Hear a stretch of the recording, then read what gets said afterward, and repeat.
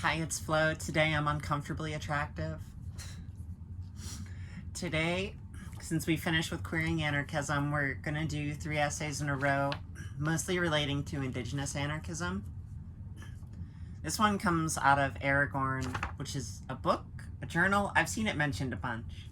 It was written in 2005, called Locating an Indigenous Anarchism. It's easy enough to hedge about politics. It comes naturally, and most of the time, the straight answer isn't really going to satisfy the questioner, nor is it appropriate to fix our politics to this world, to what feels immovable. Politics, like experience, is a subjective way to understand the world. At best, it provides a deeper vocabulary than mealy-mouthed platitudes about being good to people. At worst, and most commonly, it frames people and ideas into ideology. Ideology, as we are fully aware, is a bad thing. Why? Because it answers questions better left haunting us. Because it attempts to answer permanently what is temporary at best. It is easy to be cagey about politics, but for a moment let us imagine a possibility, not to tell one another what to do or about an answer to every question that could arise, but to take a break from hesitation. Let us imagine what an Indigenous anarchism would look like. That's just ideology. We should start with what we have, which is not a lot. What we have in this world is the memory of a past obscured by history books, of a place clear-cut, planted upon and paved over. We share this memory with our extended family, who we quarrel with, who we care for deeply, and who often believe in those things we do not have. What we do have is not enough to shape this world, but is usually enough to get us by. If we were to shape this world, an opportunity we would surely reject if we were offered, we would begin with a great burning. We would likely begin in the cities where, with all the wooden structures of power and underbrush of institutional assumption, the fire would surely burn brightly and for a very long time. It would be hard on those species that lived in these places. It would be very hard to remember what living was like without relying on deadfall and fire departments. But we would remember. That remembering wouldn't look like a skilled share or an extension class in the methods of survival, but an awareness that no matter how skilled we personally are or perceive ourselves to be, we need our extended family. We'll need each other to make sure that the flames, if they were to come, clear the area that we will live in together. We will need to clear it of the fuel that would end up repeating the problems we're currently having. We'll need to make sure that the seeds, nutrients, and soil are scattered beyond our ability to control. Once we get beyond the flames, we will have to craft a life together. We'll have to recall what social behavior looks and feels like. We will have to heal. When we begin to examine what life could be like, now that all the excuses are gone, not all the bullies are of human size and shape, we'll have to keep in mind many things. We'll have to always keep in mind the matter of scale. We'll have to keep in mind the memory of the first people and the people who kept the memory of matches and where and when to burn through the past confusing age. For what is it worth, we'll have to establish a way to live that is both indigenous, which is to say of the land that we are actually on, and anarchist, which is to say without authoritarian constraint. I've never seen that concept of indigenous. This shows how I don't fucking read enough.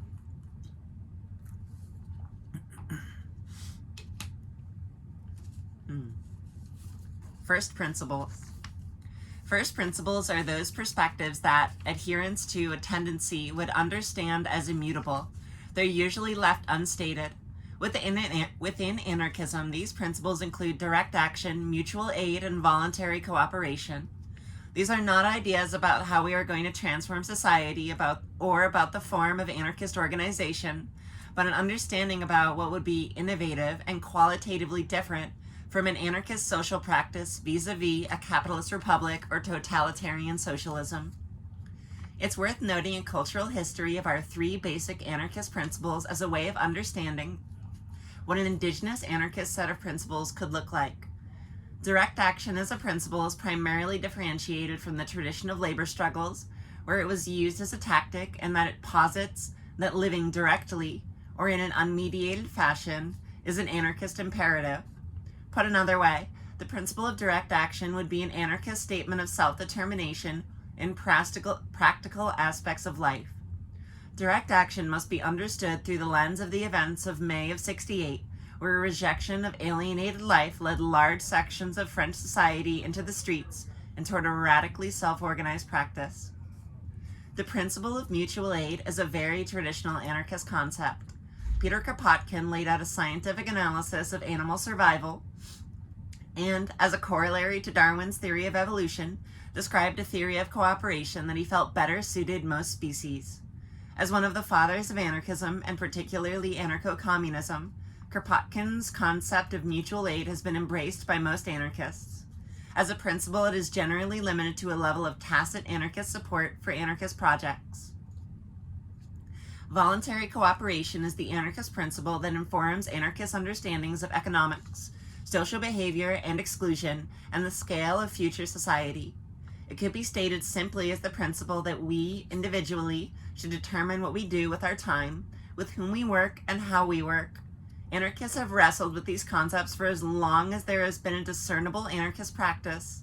The spectrum of anarchist thought on the nuance of voluntary cooperation ranges from Max Stirner, who refuses anything but total autonomy, to Kropotkin, whose theory of a world without scarcity, which is a fundamental premise of most Marxist positions, would give us greater choices about what we would do with our time.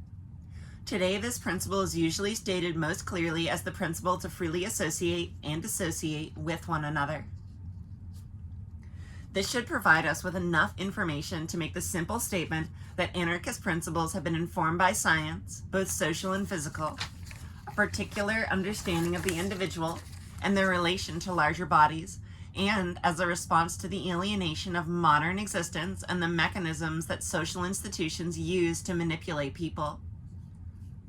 Naturally, we will now move on to how an Indigenous perspective differs from these.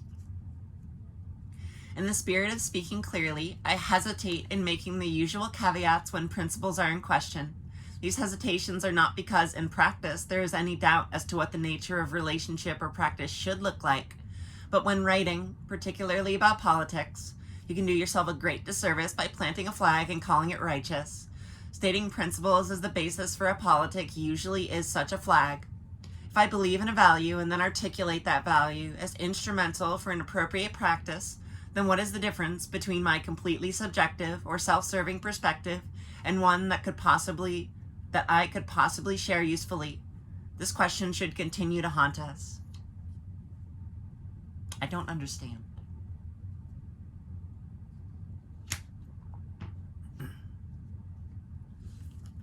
Since we have gone this far, let us speak for a moment about an Indigenous anarchism's first principles. Insert caveats about this being one perspective among many. Everything is alive. Alive may not be the best word for what is being talked about, but we could say imbibed with spirit or filled with the Great Spirit, and we could mean the same thing. We will assume that a secular audience understands life as complex, interesting, in motion, and valuable. This same secular person may not see the Great Spirit in things that they are capable of seeing life in. The counterpoint to everything being filled with life is that there are no dead things. Nothing is an object. Anything worth directly experiencing is worth acknowledging and appreciate for its complexity, its dynamism, and its intrinsic worth. When one passes from what we call life, they do not become object. They enrich the lives they touched and the lives they lie in. If everything is alive, then sociology, politics, and statistics all have to be destroyed, if for no other reason, but because they are anti-life disciplines. Another first principle would be that of the ascendance of memory. Living in a world where complex artifices are built on foundations of lies leads us to believe that there is nothing but deceit and untruth. Our experience would lead us to believe nothing less. Compounding this problem is the fact that those who could tell us the truth, our teachers, our newscasters, and our media, devote a scarce amount of their resources to anything like honesty. It's hard to blame them. Their memory comes from the same forgetfulness that ours does. If we were to remember, we would spend a far greater amount of our time remembering. We would share our memories with those we loved, with those we visited, and those who passed us by. We would have to spend a lot of time creating new memories to properly place the recollection of a frustrated, forgetful world whose gift was to destroy everything dissimilar to itself. An Indigenous anarchism is an anarchism of place. That would seem impossible in a world that has taken upon itself the task of placing us nowhere, a world that places us nowhere universally. Even where we are born, live, and die is not our home. An anarchism of place could look like living in one area for all of your life. It could look like living only in areas that are heavily wooded, that are near life-sustaining bodies of water, or in dry places. It could look like traveling through these areas. It could look like traveling every year as conditions or desire dictated. It could look like many things from the outside, but it would be choice dictated by the subjective experience of those living in place, and not the exigency of economic or political priorities. Location is the differentiation that is crushed by the mortar of urbanization and pestle of mass culture into the paste of modern alienation. Finally, an indigenous anarchism places us in an irremovable part of an extended family. This is an extension of the idea that everything is alive, and therefore we are related to it in the sense that we too are alive. It is also a statement of a clear priority, the connection between living things, which we would shorthand calling family, is the way that we understand ourselves in the world. We are part of a family, and we know ourselves through family.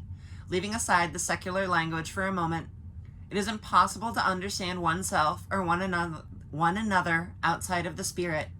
It is the mystery that should remain outside of language. That is what we all share together, and that sharing is living.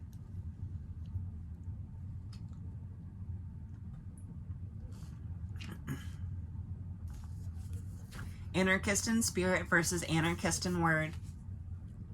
Indigenous people in general and North American Native people specifically have not taken too kindly to the term anarchist up until this point. There have been a few notable exceptions, Rob Los Ricos, Zigzag, and myself among them.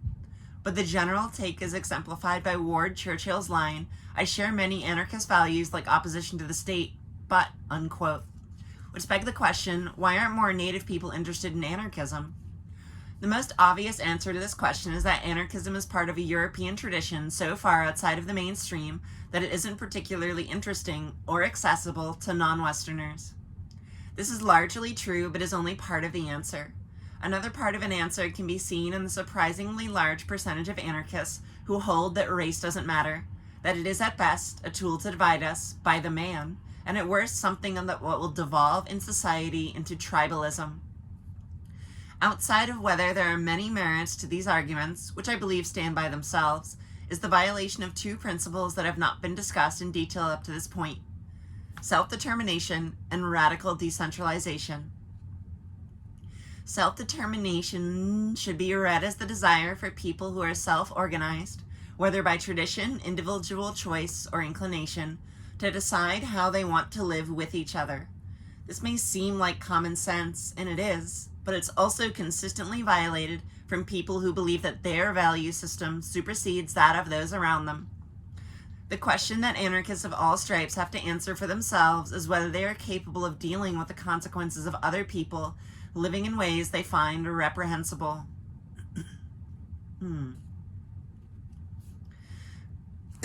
That's the dealing with people who live in ways you think are reprehensible always makes me think of people who are like, in an anarchist utopia, there won't be any religion. And I'm like, are you going to genocide 80% of the global population? Like, what the fuck's your move here, man?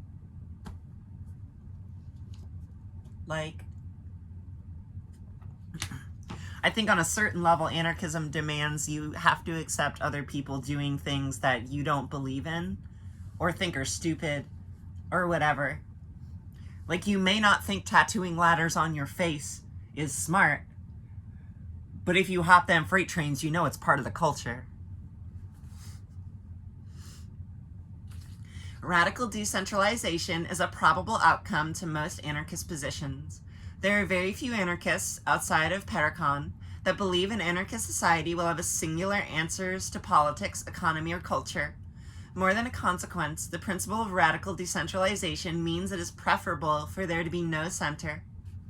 If anarchists are not able to apply the principles of self-determination to the fact that real living and breathing people do identify within racial and cultural categories, and that this identification has consequences in terms of dealing with one another, can we be shocked that Native people, or so-called people of color, lack any interest in cohabitating.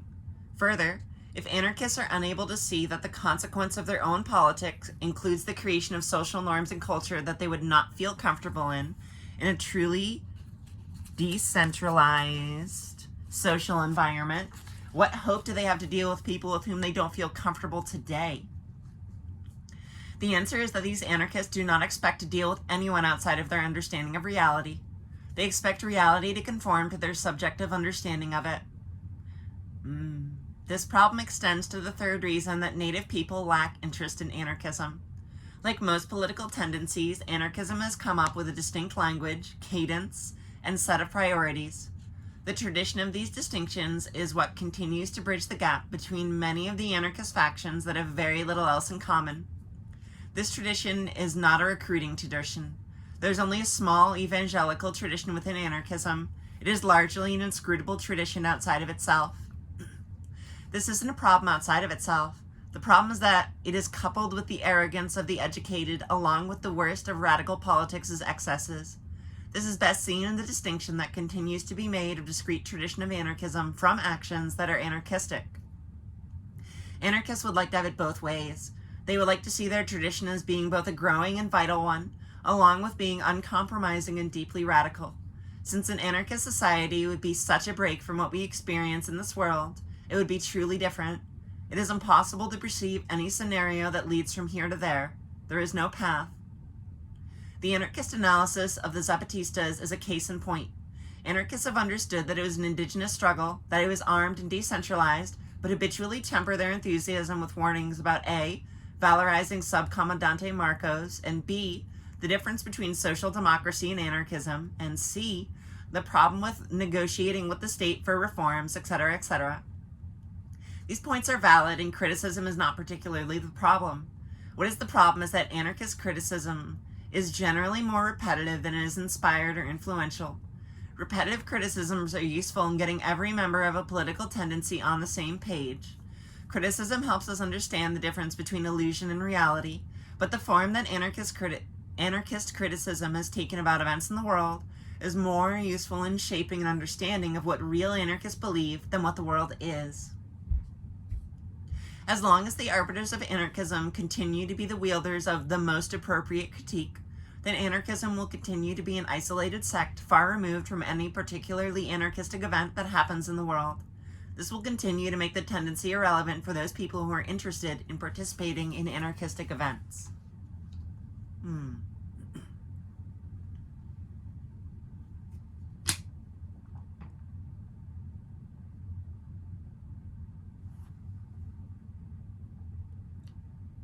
I feel like I'm getting the vague idea of what this is communicating, but I don't feel like I actually get it.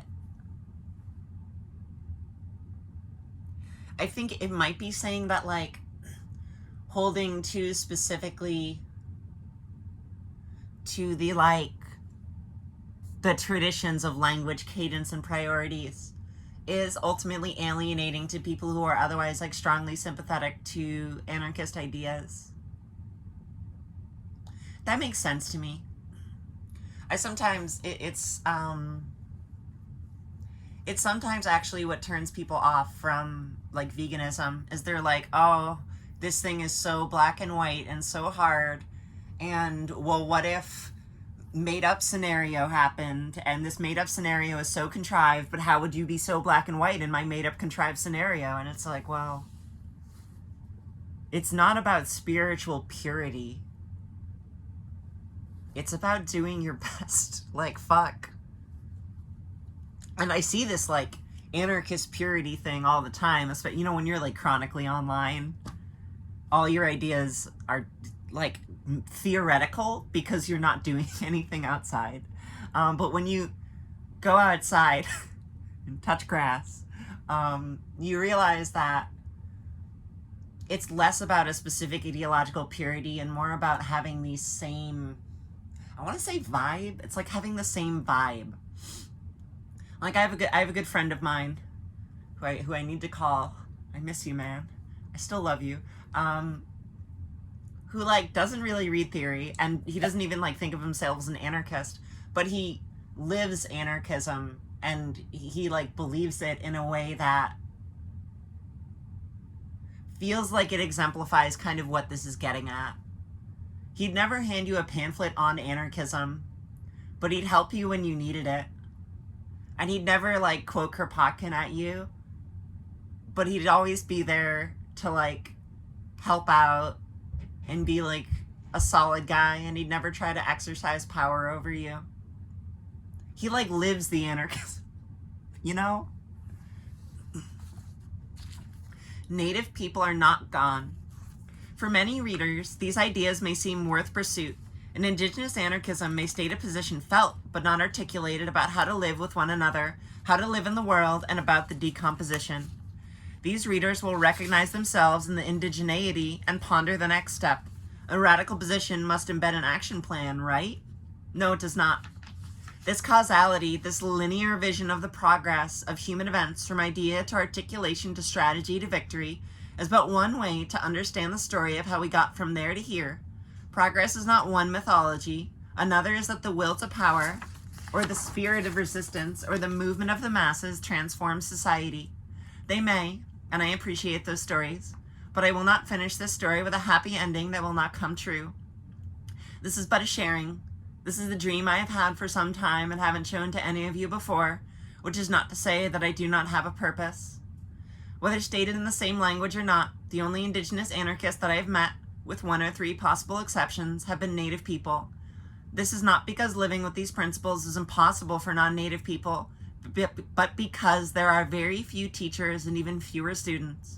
If learning how to live with these values is worth anything, it's worth making the compromises necessary to learn how people have been living with them for thousands of years. Contrary to popular belief, the last hope for Native values or an Indigenous worldview is not the good-hearted people of civilized society. It's not more casinos or a more liberal Bureau of Indian Affairs. It's not the election of Russell Means to the presidency of the Oglala Sioux tribe. It is patience.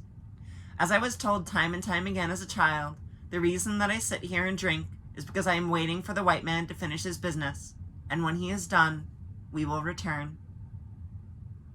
That's so sad.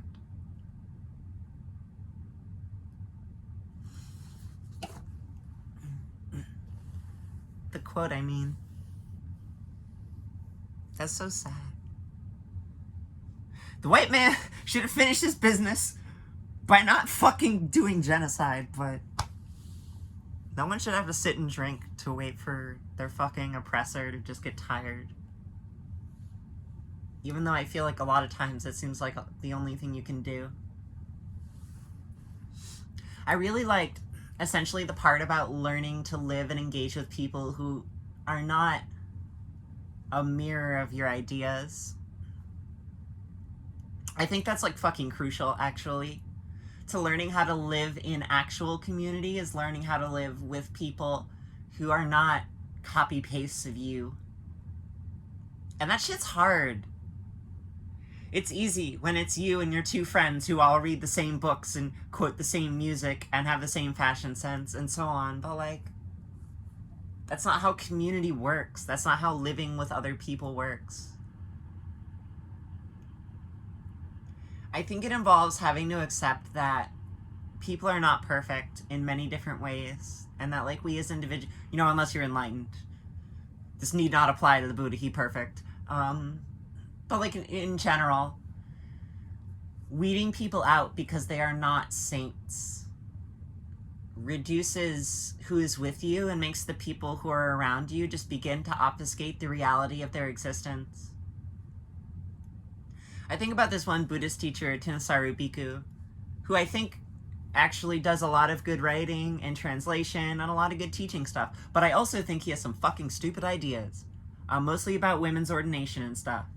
And he's kind of like aggressively sectarian in a way that I don't think is helpful for the broader community. But also, he does a lot of good translations and he makes all his stuff free. And I feel like he doesn't sell a Buddhist commodity. He's trying to pass on what I believe he thinks is the genuine Dhamma. And I respect that. Even if he wouldn't let me ordain in his fucking monastery, I called him, I asked. Like, I could have asked harder, but the monk who answered the phone was like, yeah, I think no. I will still recommend some of his translations to people, and I'll explain that, like, I think he has other ideas that are, like, shitty as fuck. Like, historically incorrect, literally. But, like, it doesn't mean we wouldn't be able to live in community or meditate together, right? It's being able to exist with those differences. And I feel like that's something I've, like, had some experience with, but I feel like it's something I continue to work on. And specifically this thing of, like, disagreeing with people, telling them you think they're wrong or something, but not having it mean the relationship is over. Being able to disagree with someone, but not mean you can't be friends anymore. And that's fucking hard. Because I feel like it's so easy to believe people have to be perfect, and that if people make mistakes, you need to disown them. But that's not how people are. People fuck up all the time, including me. And, like, if you want to actually learn to live with people, you have to learn how to understand where they're coming from and forgive them and have this, like, compassionate mindset. I remember when I worked with kids, sometimes, because their lives fucking sucked, they were basically in, like, it wasn't actually juvie, but it was pseudo-prison, like, they couldn't leave, you know? They would be held down against their will if they tried to leave. And sometimes, because of fucking trauma and, like, being cooped up and, like, all these shitty things about the program I was working at, it was basically a prison guard, not a good look. They'd get fucking pissed sometimes. They'd throw shit at you and they'd try to bite you, stamp on your foot. Fucking A. But it's like, you can't, especially as a caregiver, you can't, like, abandon them. You can't be like, well, shit, you were fucking cruel to me, now get fucked. It's like, no. You have to actually be vulnerable. I remember this one time with a kid who was, like, stamping on my feet and, like, biting me in the neck, and I was, like, trying to stop her from destroying all the stuff around us. And, like, after that, I went in the bathroom and I just fucking cried. It was terrible. Fucking terrible. But I didn't, like, disown the kid, nor did I feel like she had lost her right to care and, like, people giving a shit about her. And I felt like the best way I could express that to her was when I, like, checked in with her, she's, like, writing, the kid, they would have to write apologies if they did stuff like that. And, like, most of the time, this is, like, hollow regurgitation. It's just, like, training kids how to say sorry. And, like, maybe there's merit to learning how to say sorry, but a lot of it is just fucking performative. And so I was, like, really vulnerable with her. I was like, yo, child, that was the first time I went in the bathroom and just fucking cried. That, like, hurt a lot emotionally. And I don't know if that got through to her. She had, like, she had, like, an expression on her face that communicated she was feeling something intensely. But I felt like the only way I could engage with her as, like, a real person was to be that vulnerable about how that had hurt me. But that also, like, I was still gonna be there for her. I was still gonna make jokes and, like, vibe and, like, do the best I could as a caregiver under those circumstances. And I feel like you need that ethic of vulnerability and being real with people if you ever want to have close relationships with anyone. This was a good paper. This is a good paper. The printout did not list the who. This was published in Green Anarchy, issue 19, spring 2005. I should have tried to find the author, or maybe it's anonymous, I don't know. Alright, have a good rest of your time. Remember to work with people.